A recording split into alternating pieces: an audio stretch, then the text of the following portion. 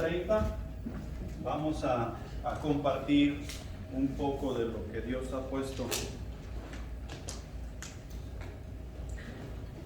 para comer hoy, el banquete de hoy.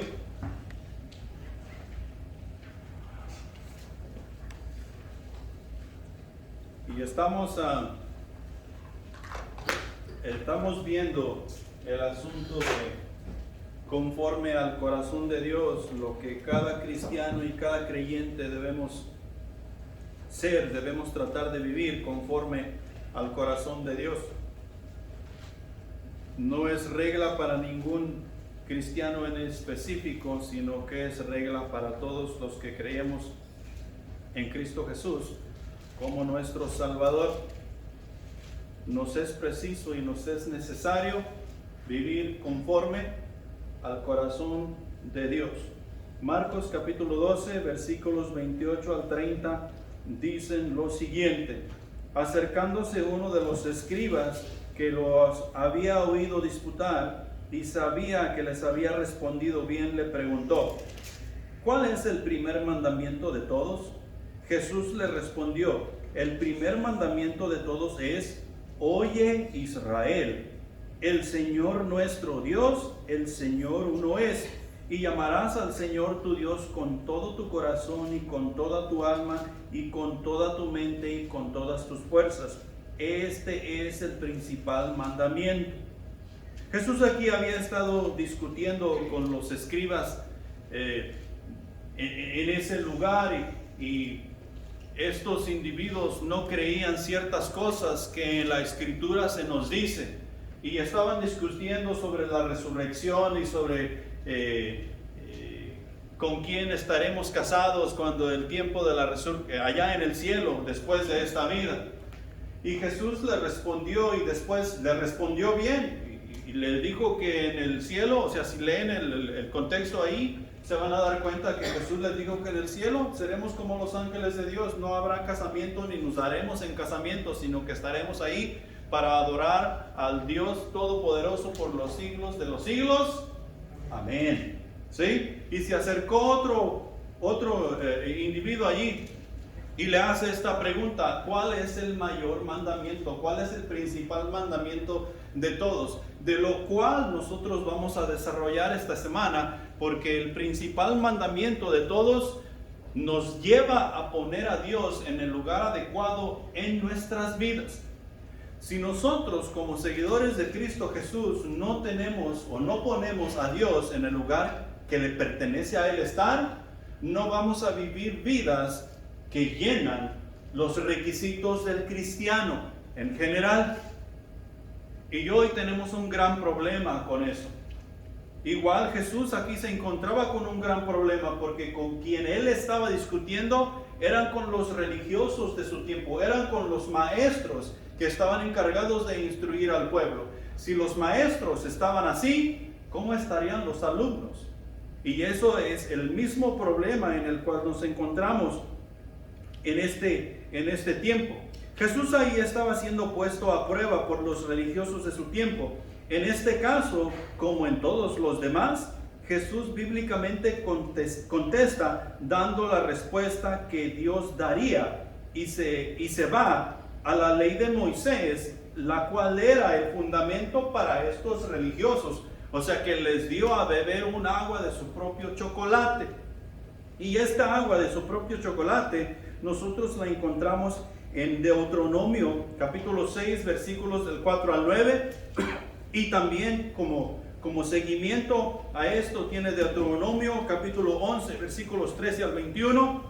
Y para dar por terminar, en ese mismo contexto tiene Números 15 del 37 al 41. Y esta ley que se da a conocer en estos pasajes en el Antiguo Testamento, de la cual Jesús agarró para contestarle a estos religiosos, es titulada el Shema. Y el Shema es una oración en los servicios que los judíos usaban en aquel tiempo, y si siguen practicando aún la usan. Pero eso es una pieza central de los servicios de oración matutino y vespertino del día a día, lo cual era guardado en este caso por los religiosos de su tiempo. Y en primer lugar, lo que aquí se nos está dando a conocer en la ley del Shema es que esta ley es una declaración que está dando a Dios su lugar, porque comienza con decir ahí en Deuteronomio capítulo 6 versículos 4 al 9, el Señor es nuestro Dios. ¿Y el Señor? Uno es. El Señor uno es. Está declarando que el Señor uno es y que el Señor es nuestro Dios, dando así el lugar a Dios que le corresponde. También detalla en particular las formas en las que la fe se debe vivir, la manera en que la fe debe ser vivida. O sea, amar a Jehová con todo tu corazón, con toda tu alma y con toda tu mente y con todas tus fuerzas, de tal manera que no hay lugar para amar dioses ajenos. También se pide ahí en ese pasaje que es necesario guardar la ley, guardar los mandamientos y estatutos de Jehová. Y no solamente guardar para mí, sino que enseñar a mis hijos y los hijos de mis hijos de generación en generación, de tal manera que yo los debo recitar, que yo los debo mantener en mi mente cuando me levante, cuando me acueste, cuando vaya por el camino, cuando descanse, y en todo tiempo y en todo lugar ponerlos por obra, para que así llevo a práctica lo que Dios me está enseñando a mí en cada momento y en cada situación. También enseñar y hablar de ellos en todos lados, hacer de ella recordatorio para no olvidar su práctica. ¿Sí? Hacer de ello un recordatorio. Y nosotros hacemos ciertas cosas como recordatorio para que no se nos olviden las cosas. Nosotros tenemos ciertas costumbres dentro de nuestra casa y cada quien tiene diferentes costumbres. ¿Sí? Yo tengo un problema con agarrar las cosas y si no las pongo en el lugar donde las tenía, después no las encuentro. Siendo que están por ahí, pero como no las puse de regreso donde estaban, después no hallo nada. Y me veo en un problema. De esta manera es que Dios nos pide, o pide en esa ley, poner recordatorios para acordarnos de la ley que Él nos ha dado. En segundo lugar, o sea, la segunda estrofa ahí en Deuteronomio capítulo 11, versículos 13 al 21, la segunda parte hace saber qué es lo que ocurrirá si los mandamientos de Dios son vividos y también si no lo son. La sumisión al mandamiento resultará en, o sea que si nosotros nos sometemos al mandamiento de Dios, lo que dice ahí en ese pasaje es que Dios mandará la lluvia a su respectivo tiempo. Dios mandará la lluvia temprana y Dios mandará la lluvia tardía, de tal manera que el fruto en los campos se cosechará. No faltará agua para la cosecha. La cosecha del grano y del vino y del aceite será dada y será abundante. ¿Sí? El pasto en los campos para el ganado, habrá suficiente pasto para que el ganado pastee y coma y se regocije y esté listo para trabajar, esté listo para dar cosecha y todas esas cosas. Habrá abundancia de comida sobre la mesa. Pero si la voluntad de Dios no es cumplida y se adora a dioses ajenos, ninguna de estas cosas, ninguna de estas bendiciones ocurrirá. Y nosotros ahorita en este tiempo y en años pasados hemos visto cómo los tiempos drásticamente han cambiado. Nos estamos quemando por un lado, en el otro extremo de la nación hay frío extremo, hay sequía extrema, de tal manera que el agua se está agotando, los ríos que fluían ya no fluyen. Estamos teniendo problemas con el agua y nos están acortando y nos están diciendo: no puedes regar el zacate porque hay escasez de agua. Tienes que conservar el agua lo más que se pueda. Si no hay agua, no hay cosecha. Se muere el ganado porque no tienen que comer. Y finalmente nos moriremos nosotros también porque nosotros vivimos del ganado. Aún hoy en día Nosotros seguimos viviendo del ganado. Todas las cosas que llegan a tu tienda, Walmart y H-E-B y todo lo que tú quieras, viene de alguna cosecha donde se usa el ganado para cosechar. Las vacas, los burros, los asnos y todo eso siguen siendo útiles para que el ser humano pueda subsistir.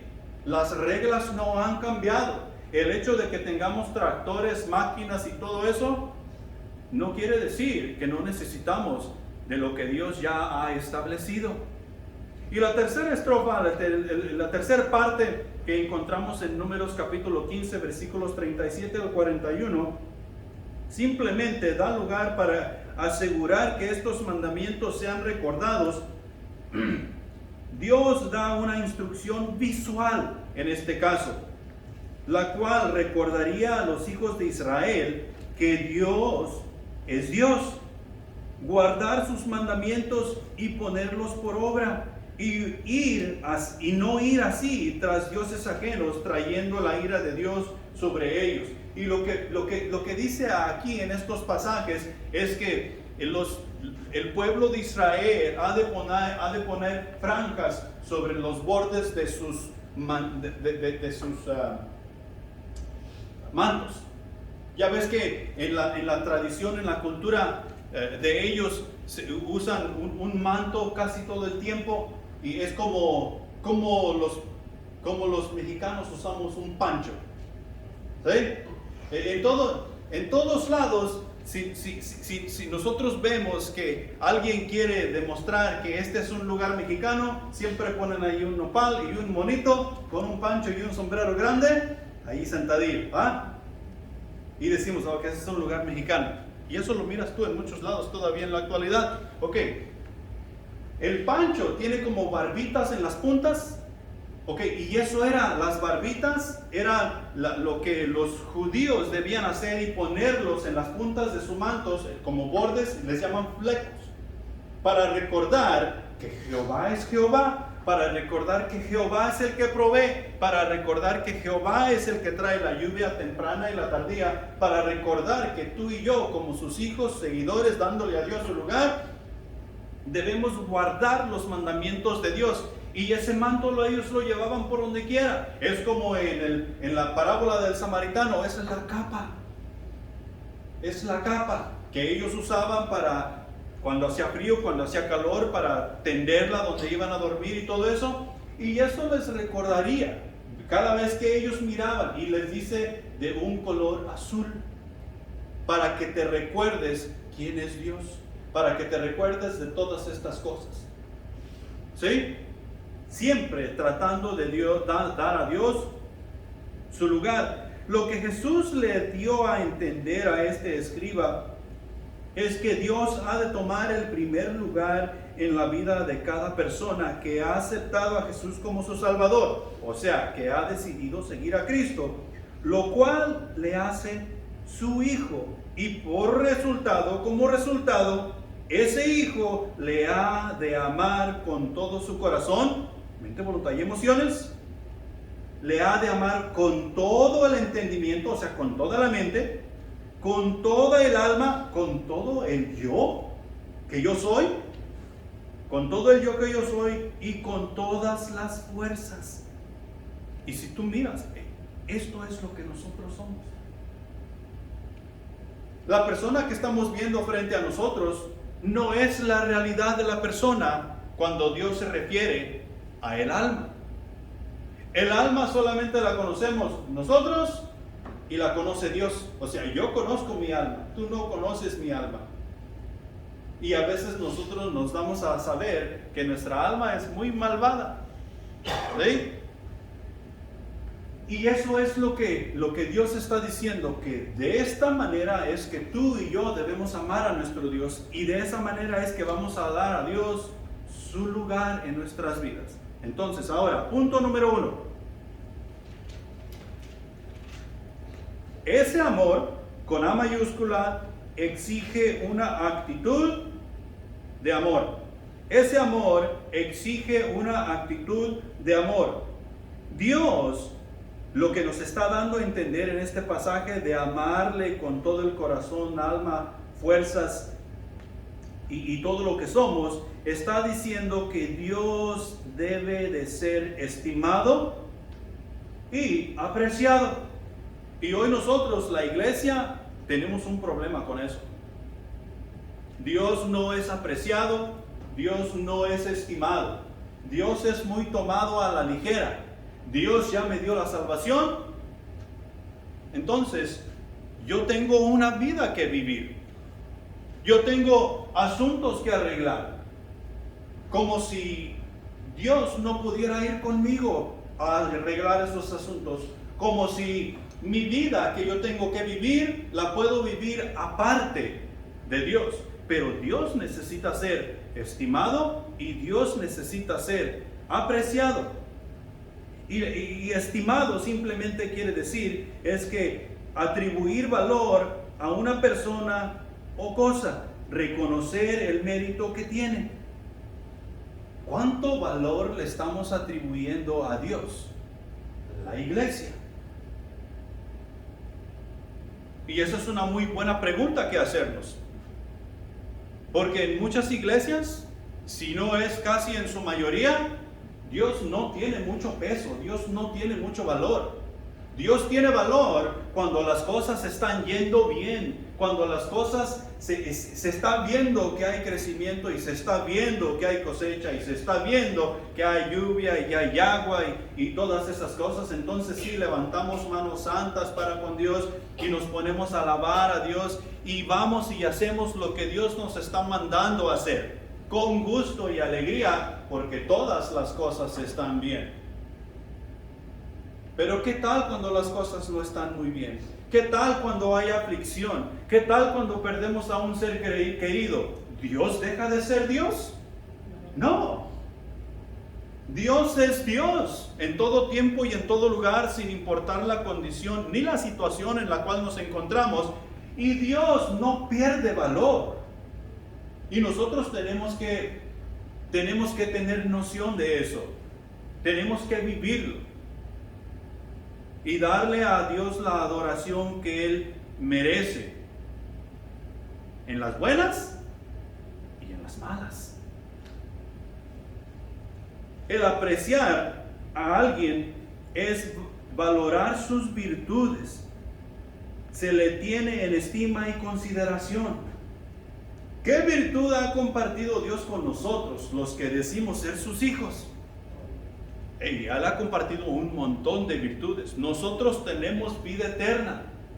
La semana pasada vimos que tenemos la mente de Cristo y que no somos de este mundo, que nuestra ciudadanía está en los cielos, que nosotros somos santos, que nosotros no somos como todo el mundo, que somos especiales y que tenemos un lugar especial en el corazón de Dios, muy especial en el corazón de Dios. En Mateo capítulo 6, versículo 9, nos dice lo siguiente: vosotros pues oraréis así: Padre nuestro que estás en los cielos, santificado sea tu nombre. Y todos conocemos esta oración, ¿va? La conocemos como el Padre nuestro.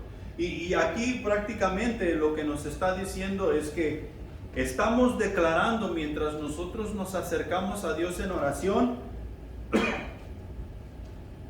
que Él es nuestro Padre Celestial, que nos debemos acercar a Él con reverencia, que debemos respetarle, que Él es Dios y nosotros no lo somos, que sus pensamientos son más altos que nuestros pensamientos, sus caminos son más altos que nuestros caminos, que Él es diferente, que Él todas las cosas las puede, que Él es omnipotente. Estamos dando a entender que Él es nuestro Padre, y no solamente nuestro Padre, sino que nuestro Padre celestial.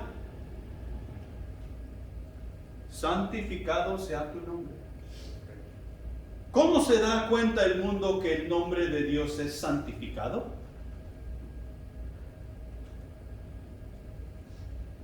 Si no es por medio de sus hijos que viven sus mandamientos.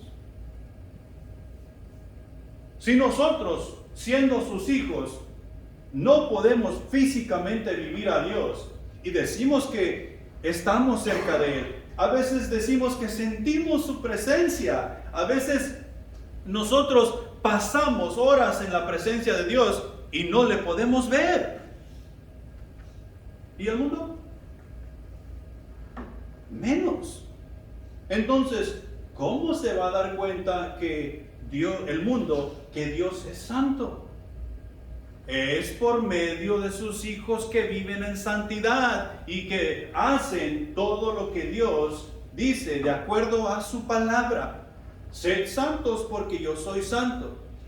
Quiere decir que tú y yo tenemos que vivir separados del mundo. Tenemos que vivir no con el mundo, sino en el mundo, pero separados de ellos. No participando en las mismas cosas que ellos participan, sino que llevando a cabo lo que en la ley ahorita estuvimos viendo. Sus estatutos, sus decretos, sus mandamientos, que tú y yo, como la iglesia de Dios, debemos poner por obra. He ahí la razón por la cual el mundo se va a dar cuenta que Dios es santo y que el nombre de Dios es santificado por sus hijos. Y así damos a conocer que el nombre de Dios es estimado y apreciado. La comunión con Él ha de ser nuestro anhelo. La comunión con Dios ha de ser nuestro anhelo. ¿Cuánto tiempo nosotros queremos que el servicio dominical dure? A lo más 1 hora. Unos 20, 30 minutos de alabanzas y unos 20 o 30 minutos de predicación. Y vámonos para la casa porque hay cosas que hacer.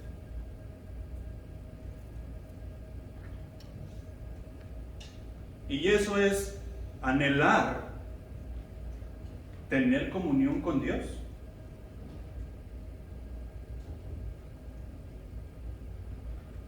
Nosotros tenemos que pensar y tenemos que repensar las cosas.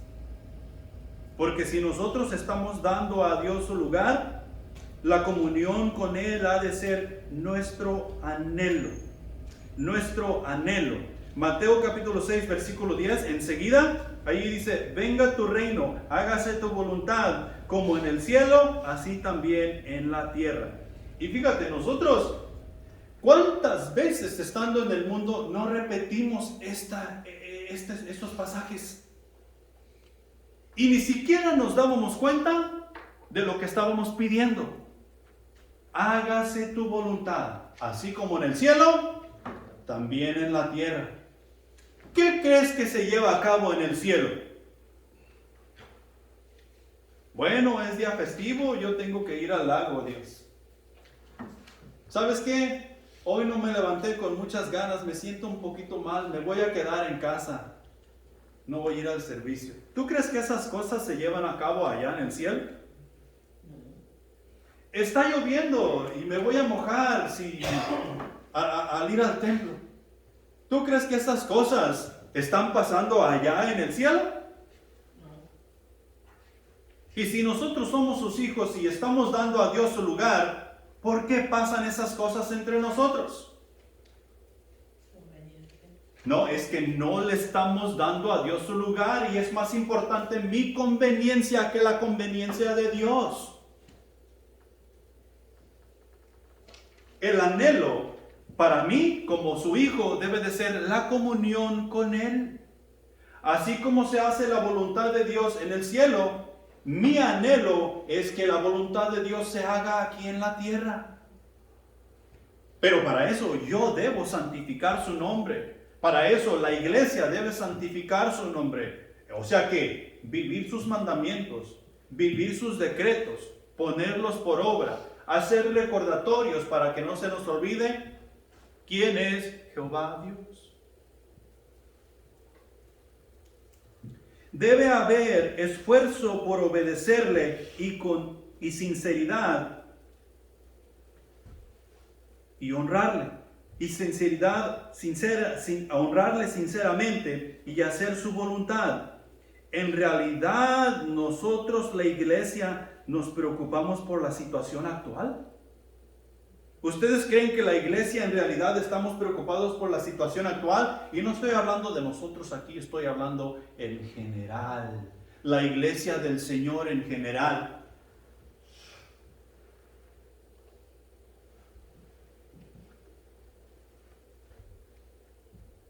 Filipenses capítulo 3, versículo 10. A fin de conocerle y el poder de su resurrección y la participación de sus padecimientos, llegando a ser semejante a él en su muerte. Debe haber un esfuerzo por obedecerle. Hoy la iglesia del Señor en general no nos esforzamos por obedecer la palabra. Cambiamos de llamado como cambiamos de pantalón, porque la cosa se ha puesto un poco difícil. Cambiamos de iglesia como cambiar de camisa, porque los hermanos allí ya me cayeron mal, o el pastor, o no me gusta cómo hacen las cosas. Se nos ha olvidado que esto no se trata de nosotros y que se trata de Dios. Se nos ha olvidado que si a Cristo lo persiguieron y lo llevaron al madero, que nosotros debemos esperar lo mismo o peor. Y decimos que estamos dando a Dios su lugar. Los que de verdad aman a Dios desearán compartir su sufrimiento. Los que de verdad aman a Dios desearán compartir el sufrimiento de Cristo. Promover su reino, el reino de Dios. ¿Te acuerdas de la pregunta del centro de acción? ¿Que Jesús no sabía hablar de otra cosa más que de Dios y su reino? Tú y yo nos debemos saber hablar de otra cosa más que de Jesús y su reino. Para eso es que fuimos alcanzados, para promover el reino de Dios. Nosotros, si de realidad amamos a Dios, debemos vivir para Cristo y no para nosotros mismos. Para mí el vivir es Cristo y el morir es ganancia. Lo que ahora vivo en la fe, lo vivo en la fe del Hijo del Hombre que se entregó por mí. O sea, Jesús. Necesitamos aprender a vivir para Cristo. Y tú y yo, si en realidad amamos a Dios, debemos respaldar sus normas de justicia. Aquí tenemos otro gran problema.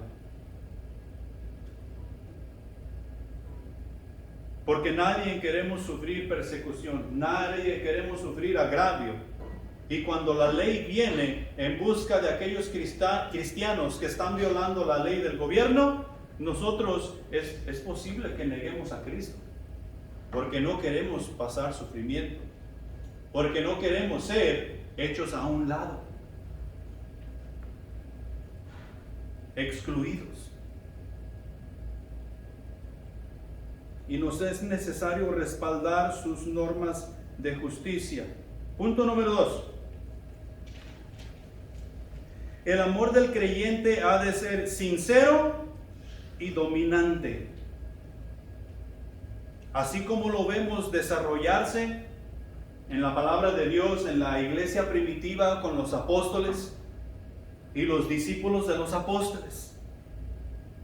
Que el amor de Dios en esas personas era sincero y dominante. O sea que era la verdad y la pura verdad, la cual convencía al pecador de su pecado y lo traía al arrepentimiento. Hoy se da mucho y es muy común que los pecadores por emoción lleguemos al arrepentimiento, y el arrepentimiento que llega por la emoción no es verdadero, porque se termina la emoción y se termina el arrepentimiento, se termina la fuerza, se termina el vigor, se acaba la cuerda y se acaba la emoción y dejamos de seguir a Cristo, a quien nosotros habíamos decidido seguir. Tal amor, que es sincero y dominante, ha de ser inspirado por Dios, lo cual lo hace sincero y dominante. Con el mismo amor que de Dios obtenemos, es con nuestro amor es con ese mismo amor lo que llevó a Dios a entregar a su Hijo por ti y por mí. Es el amor con el cual tú y yo debemos ser inspirados. Ahora, si nos podemos a pensar en eso por un momento, Dios nos amó de tal manera que Él dio a su único Hijo para que tú y yo pudiésemos tener alguna esperanza de vida, de poder llegar a tener una comunión con Él. Ese mismo amor es el que debe inspirar el amor que Dios exige en cada uno de nosotros. No está diciendo si es una posibilidad, no está diciendo que si podemos. Él exige que tengamos ese mismo amor. En Juan capítulo 13, versículo 34, Él nos dice lo siguiente: un mandamiento nuevo os doy, que os améis unos a otros como yo os he amado, que también os améis unos a otros. No es una sugerencia. Jesús pide que de la manera que Él nos amó, nosotros nos amemos unos a otros. El amor con que nosotros nos amamos unos a otros y amamos al mundo tiene que ser inspirado por Dios. ¿Dónde vive el Espíritu Santo? En mí. O sea que no hay excusa el que no podamos hacer tal cosa. El amor con que Dios nos pide ser inspirados es el mismo amor que lo llevó a entregar a su Hijo por nosotros. En Romanos 8:32 encontramos lo siguiente: el que no escatimó a su propio Hijo, sino que lo entregó por todos nosotros, ¿cómo no nos dará también con Él todas las cosas? ¿Qué nos hace falta para seguir la vida que Dios nos ha dado? Todo lo que tenemos que hacer es pedir con fe, y Dios nos dará cuando sea el tiempo lo que nos hace falta para seguirle, para amarnos los unos a los otros, para hacer las cosas que Él quiere que tú y yo hagamos. Segunda de Corintios 5:21, al que no conoció pecado, por nosotros lo hizo pecado, para que nosotros fuésemos hechos justicia de Dios en Él. En Él tenemos todas las cosas y no nos falta absolutamente nada. Ahora el amor que emana de los hijos de Dios, quienes dan a Él su lugar, es un amor sincero y dominante, del cual en Jesús y todos los hombres de Dios tenemos ejemplo. Tenemos ejemplo en los apóstoles, tenemos ejemplo en Pablo, tenemos ejemplo en todos estos grandes hombres, y si nos vamos al Antiguo Testamento, también tenemos ejemplo en todos ellos, siendo Jesús el mayor ejemplo que tenemos para nosotros seguir.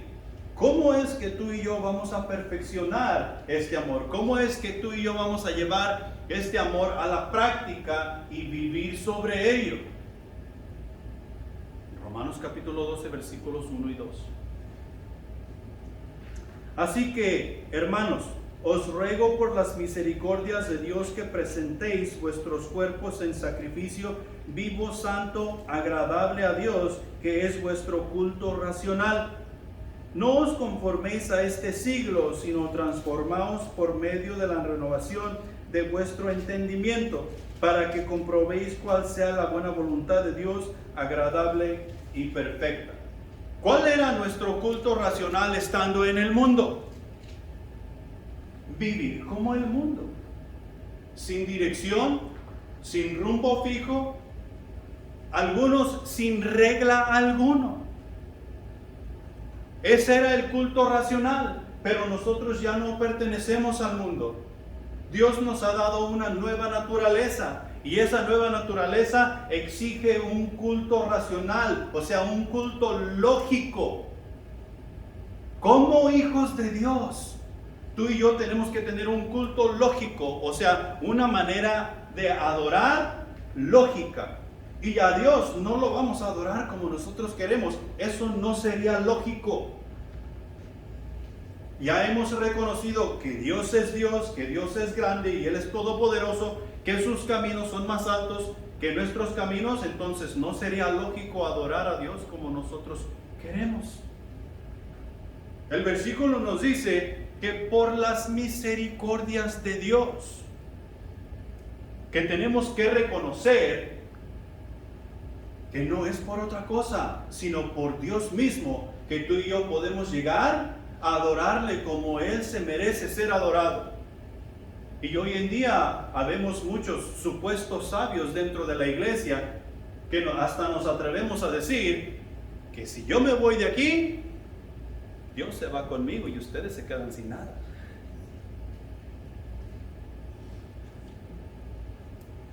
Hay mucha lógica en eso, ¿va? Lógica del mundo. Por las misericordias de Dios es que nosotros podemos llegar a rendir cierto culto. Es por las misericordias de Dios que nosotros podemos ser un sacrificio vivo, santo, agradable a Dios. Ese sacrificio vivo tiene que ser con el Espíritu Santo de Dios como nuestro guía. Ese sacrificio santo debe de ser con el Espíritu Santo de Dios dictándonos a nosotros qué es lo que debemos hacer para honra y gloria de nuestro Dios. Y para eso nosotros tenemos que tener comunión con Él. Tenemos que saber de qué se trata todo este asunto, cómo se mueve, cómo gira.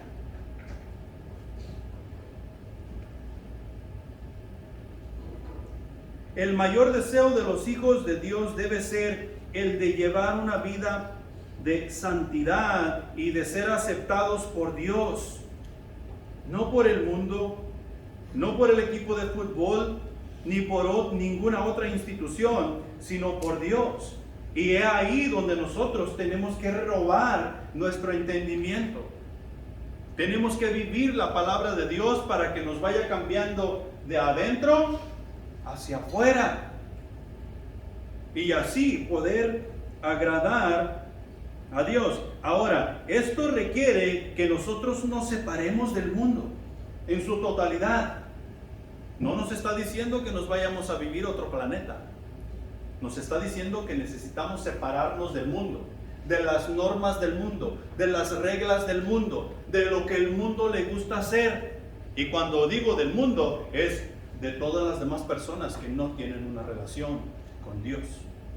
Nosotros necesitamos separarnos del mundo, porque ahora somos santos, escogidos para el servicio a Dios. Y nosotros de esa manera nos estamos acercando a Dios. Cuando nos separamos del mundo, nos comenzamos a acercar a Dios.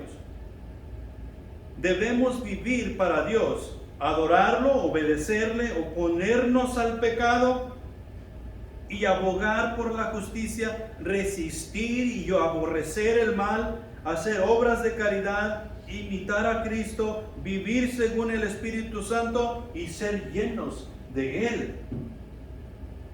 Y estas cosas suceden cuando comenzamos a renovar nuestra mente, lo cual nos lleva a reconocer que la voluntad de Dios es buena y es perfecta y agradable. Los hijos de Dios debemos presentar el cuerpo a Dios, o sea, nuestro cuerpo a Dios, como muertos al pecado. Ponte a pensar en eso por un momento. Aquí está el pecado. Y el pecado te está llamando y te está diciendo, ven, mira, todas estas cosas tengo para ofrecerte. Y si tú en el otro lado estás muerto al pecado, ¿qué estás oyendo? ¿Estás oyendo que el pecado te está llamando? ¿Estás viendo todo lo que el pecado tiene que ofrecerte? No, tú estás muerto al pecado. En otras palabras, no debe llamarnos la atención en lo más mínimo. Pero no debe llamarnos la atención en lo más mínimo porque nuestra mente está siendo transformada. No nos conformamos a este siglo, o sea, a este mundo. Pero si no llegamos a ese punto, si no hacemos esa decisión, no vamos a poder presentarnos como muertos al pecado para con Dios. Y eso es lo que el pasaje dice. Tú y yo, como sus hijos, poniendo a Dios en primer lugar, dándole a Él su lugar, debemos presentar nuestros cuerpos a Dios como muertos al pecado. No oímos, no sentimos, no vemos, no palpamos, no probamos absolutamente nada. Nuestro cuerpo en cuanto al pecado está muerto. ¿Quién tiene la autoridad ahí? Algunos vamos a decir, yo. Ya fallamos. Quien tiene la autoridad en eso es el Espíritu Santo que vive dentro de ti. Si nosotros dependemos de la autoridad que nosotros tenemos, vamos a escuchar, vamos a probar, vamos a oír, vamos a ver lo que el pecado nos está invitando a hacer. Vivir de tal manera nos da ese amor inspirado por Dios, lo cual hace nuestro amor sincero y dominante, que nos ayuda a servir, evangelizar y discipular apropiadamente, llevando personas que van a ser fieles seguidores del Rey de Reyes y Señor de Señores. Punto número 3.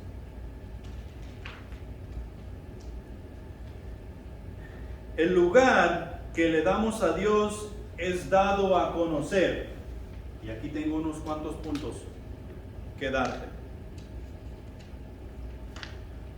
El lugar que nosotros le damos a Dios en nuestras vidas es dado a conocer en el vínculo personal de lealtad y fidelidad que tenemos con Él, o sea, con Dios.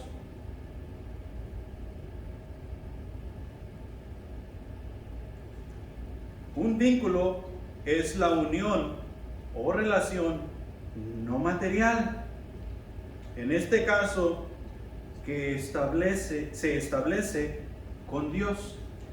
Habemos muchos cristianos que estamos siguiendo a Cristo porque no queremos ir al infierno.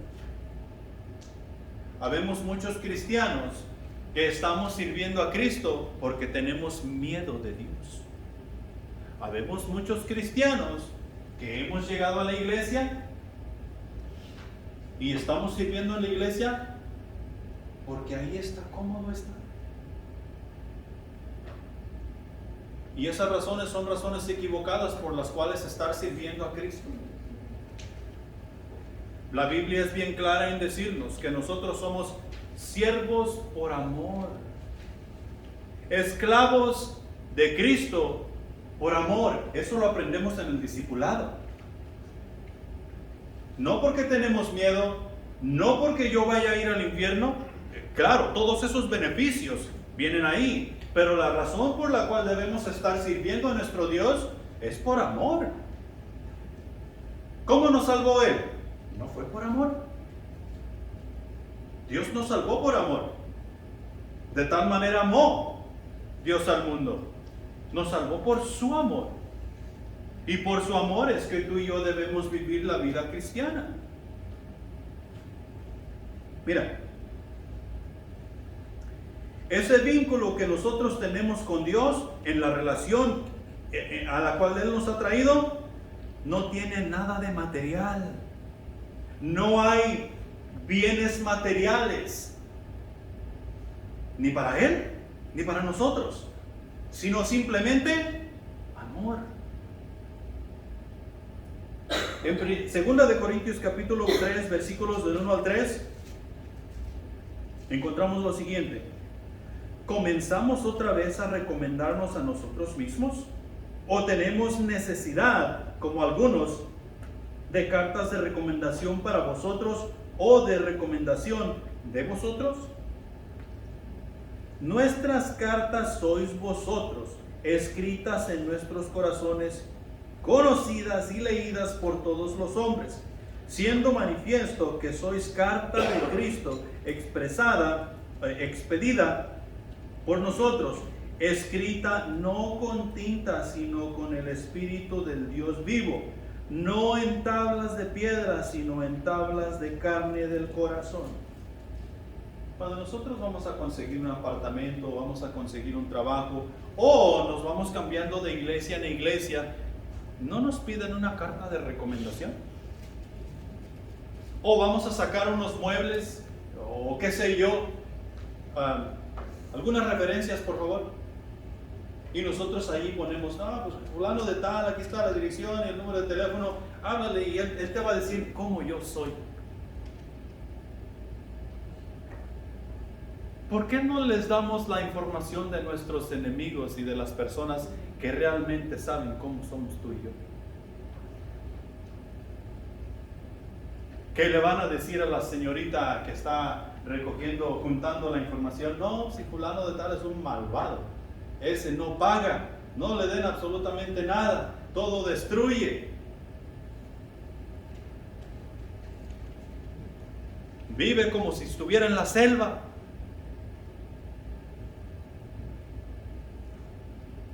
Y aquí lo que Pablo está diciéndole a los corintios, ¿ya comienzan a recomendarse ustedes entre ustedes mismos?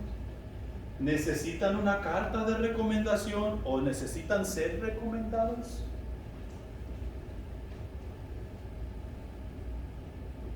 ¿Sabes quiénes son nuestras cartas? O sea, ¿quiénes son mis cartas de recomendación? ¿Ustedes?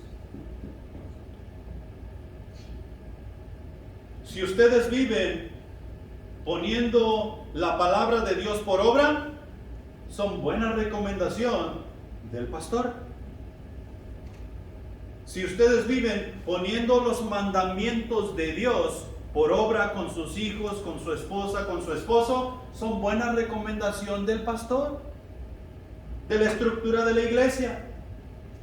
Si tú como hijo vives poniendo las cosas de Dios, las obras de Dios, mandamientos, decretos, estatutos por obra y vives en santidad, eres una buena recomendación de tu papá y de tu mamá. Y si no, ¿qué les he dicho antes? ¿Tú quieres saber cómo son los hijos? ¿Quieres saber cómo son los padres? Mira cómo son los hijos. Ahí está la recomendación. Pablo está diciendo, mi recomendación, su recomendación son nuestros discípulos. No hace falta que estemos escribiendo cartas de recomendación para darles a conocer al mundo quiénes son la iglesia, quién es Dios, quién es Cristo, quién es el Espíritu. La iglesia que pone a Dios que le da a Dios su lugar, es la carta de recomendación que Dios ha dado para que el mundo se dé cuenta quién es Dios. Y si nosotros miramos en general, Dios es un pagano. Dios es un dictador. Dios es un mentiroso. Dios es un capo. Pero no es porque Él así sea, sino es porque esa es la recomendación que en la iglesia en general hemos dado.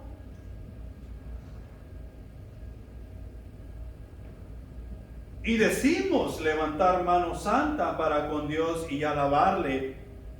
Y decimos que le estamos dando a Él su lugar.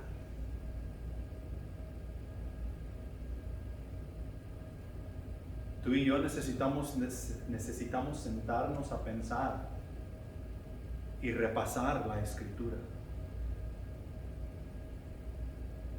Romanos 12, 1 y 2, necesitamos meternos en esos versículos profundamente y aprender a ofrecer un culto racional a nuestro Dios para dar una recomendación apropiada de Él y así dar a conocer el vínculo que tenemos con Él, no material, sino por amor.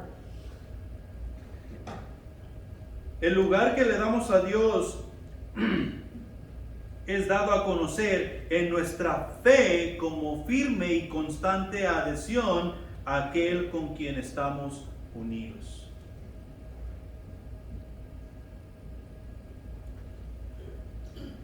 Para muchos cristianos o supuestos llamados seguidores de Dios, la fe que han tenido en Jesús ha llegado hasta el punto donde la iglesia tuvo un problema y ahí dejaron de seguir a Cristo. Ha llegado hasta donde tal vez Dios les quitó un familiar y se lo llevó a casa y hasta ahí se acabó la fe. Dios me quitó a mí lo que yo más quería y Dios es malo. La fe de muchos cristianos llegó hasta cuando ellos se dieron cuenta que en el Antiguo Testamento Dios mandó al pueblo de Israel a conquistar, matar y destruir todo lo que entraron a conquistar.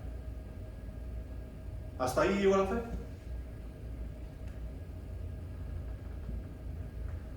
Para algunos de nosotros en la iglesia, estoy hablando en general, la fe llega hasta cuando perdemos la salvación. Perdemos la salvación y se acaba la fe. Estamos haciendo a Dios mentiroso. Mateo capítulo 24, versículo 13. Mas el que perseverare hasta el fin, este será salvo. El que perseverare hasta el fin, este será salvo. Imagínate tú que Jesús no hubiera perseverado hasta el fin. Que Pablo no hubiera perseverado hasta el fin. Pablo no hubiera alcanzado a decir, he guardado la fe, he terminado la carrera, he corrido la carrera.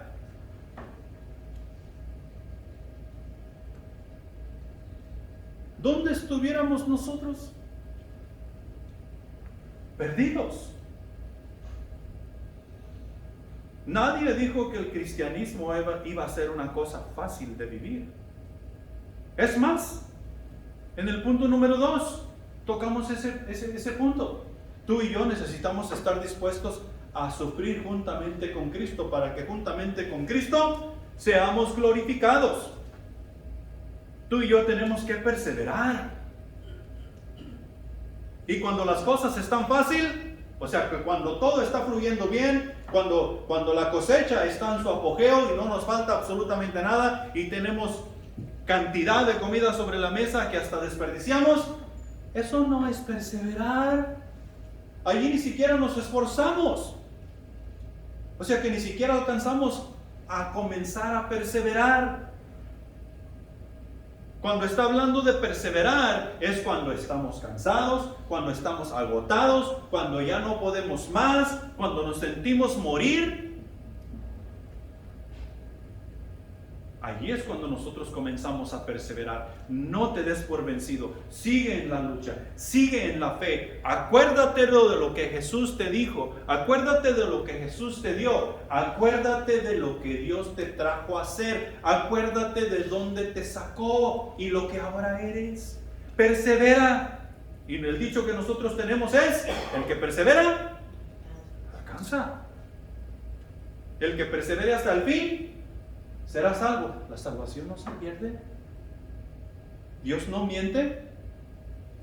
Si nosotros dejamos de perseverar es porque no miramos nada preciado lo suficiente para ir tras ello. Pero tú y yo necesitamos perseverar, y el que persevera hasta el fin será salvo.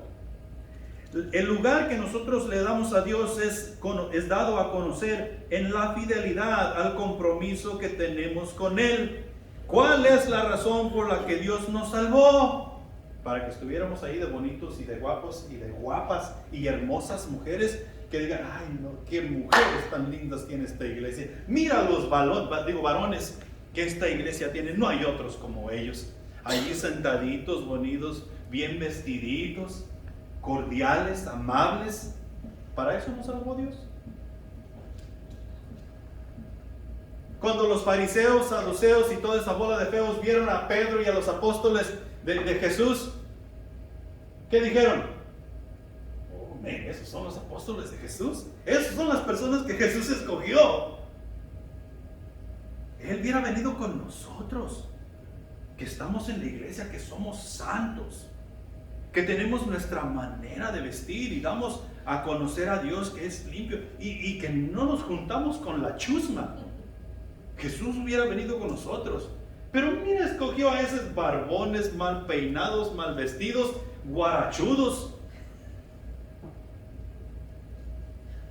¿Para qué puede Dios querer eso? Y así pensamos en la iglesia.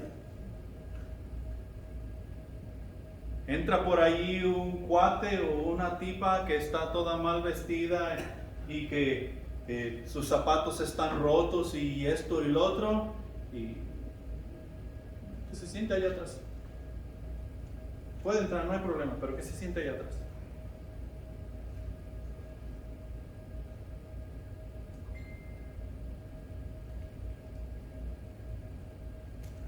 La razón por la cual Dios nos salvó la encontramos en Efesios capítulo 1, versículo 6. Y si lees todo el contexto comenzando con el versículo 1 del capítulo 1, vas a agarrar un mejor entendimiento, porque todo eso es una sola oración. Pero en el versículo 6 nos dice: para alabanza de la gloria, de su gloria, con la cual nos hizo aceptos en el amado. Para alabanza de su gloria. Esa es la razón por la cual somos redimidos. Para alabanza de su gloria. No para ninguna otra cosa. No es para que tuviéramos riquezas. No es para que vivamos bien en este mundo. No es para que tengamos abundancia de bienes. Y todo ese tipo de cosas que algunos predicadores predican por ahí. Sino que fuimos salvos para alabanza de su gloria. Cuando el alfarero está trabajando con el barro y el alfarero decide deshacer lo que estaba trabajando, ¿para alabanza de quién lo deshizo, lo rompió y lo volvió a hacer otra vez? ¿De él mismo? Para alabanza del alfarero. Dios es el alfarero y nosotros somos el barro. Y la palabra es bien clara en decirnos que nosotros necesitamos ser quebrantados para así ser un vaso nuevo, para alabanza de la gloria de Dios. Pero tú y yo no queremos ser quebrantados. Tú y yo queremos que todas las cosas sean fáciles. Tú y yo que todos queremos que se nos traiga y se nos entregue en bandeja de plata. Tú y yo tenemos que perseverar. Fuimos salvos para la gloria de Dios. O sea que tenemos el compromiso de servir. Y no servir en lo que yo quiero, sino servir en lo que Dios quiere. Tenemos que servir en el llamado, servir llevando su gloria a las naciones. Servir llevando su gloria a las naciones. ¿Cuántos misioneros no hemos salido por emoción? ¿Cuántos misioneros no hemos salido para que la iglesia diga: este es un hombre valiente que decidió dejar todo y se fue con su familia a un lugar donde nadie lo conocía? Dejó Estados Unidos para irse al África. Dejó Estados Unidos para irse a México, donde está lleno de carteles por todos lados. Dejó Estados Unidos para irse a este otro lugar donde no hay absolutamente nada, ni baños buenos como tenemos aquí, ni agua potable, ni electricidad, ni nada de esas cosas. Ese hombre se ama a Dios. Para que al rato desaparezca y no sabemos ni dónde está, porque no fue por llevar la gloria de Dios a las naciones, sino que fue por emoción.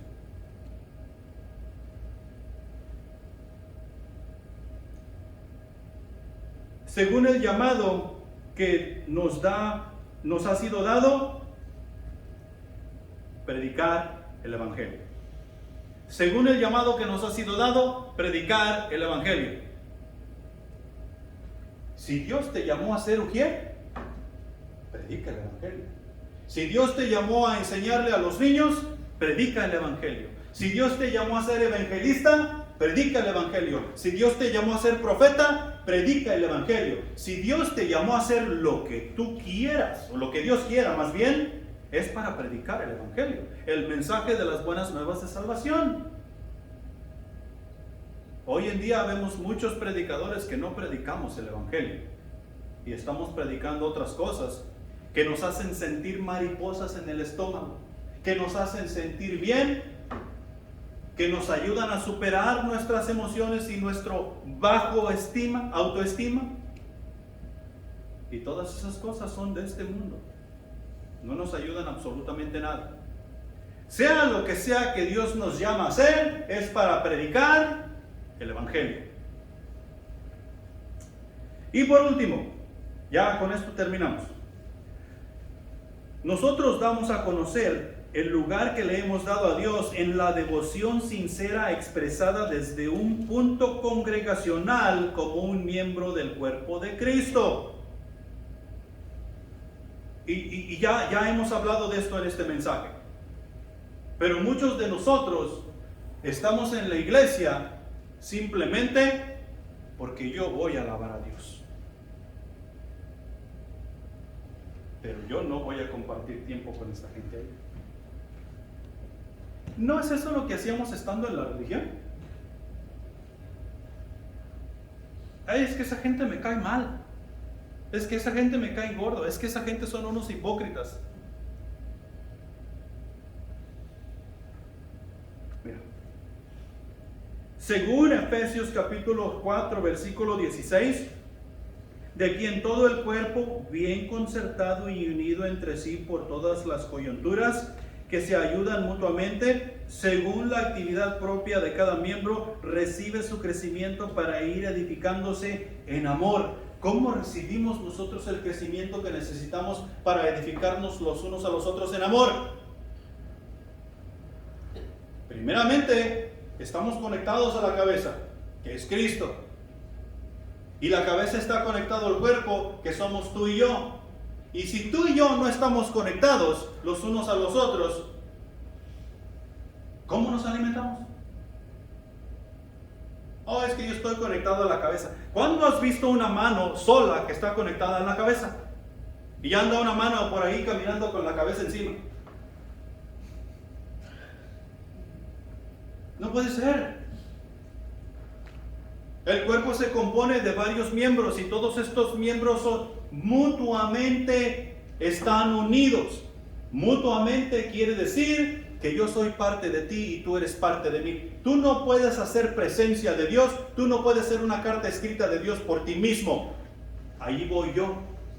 Y yo no puedo ser carta de recomendación de Dios sin ti. Así es que, si tú te portas mal, yo me estoy portando mal. Si tú te portas bien, yo me estoy portando bien. Somos uno. Entonces, damos a conocer el lugar que le damos a Dios en la devoción sincera expresada desde un punto congregacional como un miembro del cuerpo de Cristo. Colosenses 2:19. Y no haciéndose de la cabeza, en virtud de quien todo el cuerpo, nutriéndose y uniéndose por las coyunturas y ligamentos, crece con el crecimiento de Dios. Dios actúa en cada uno de nosotros en equipo para obtener el crecimiento que tú y yo necesitamos. Así como tú te preocupas por dar a Dios su lugar, tengo que preocuparme yo también para que Dios vaya dando el crecimiento a cada uno de nosotros según Él decide y quiere.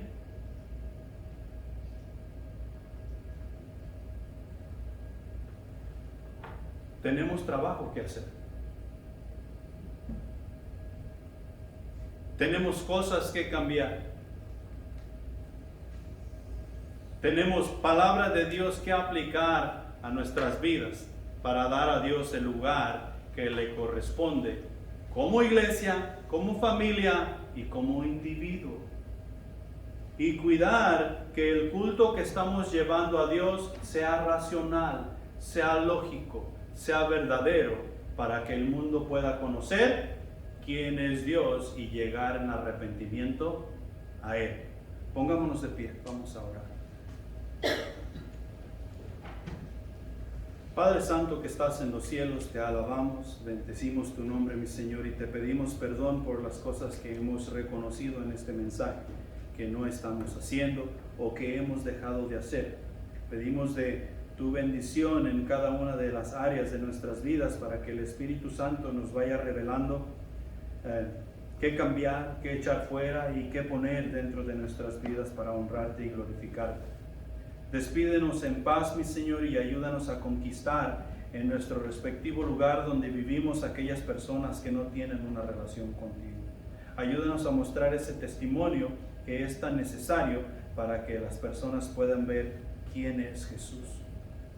Necesitamos discipular, pero para discipular necesitamos evangelizar, y para evangelizar necesitamos servir. Y mi Señor, sin ti las cosas no serán posibles. Ayúdanos, mi Señor. Y te pedimos, mi Señor, por estas personas que han estado con nosotros y que no les hemos visto últimamente. Sé con ellos, bendíceles y hazles saber que tienen un lugar en el cuerpo de Cristo donde necesitan estar activos. Despídenos en paz, mi Señor, y llévanos con bien a casa. En el nombre de Jesús. Amén. Amén.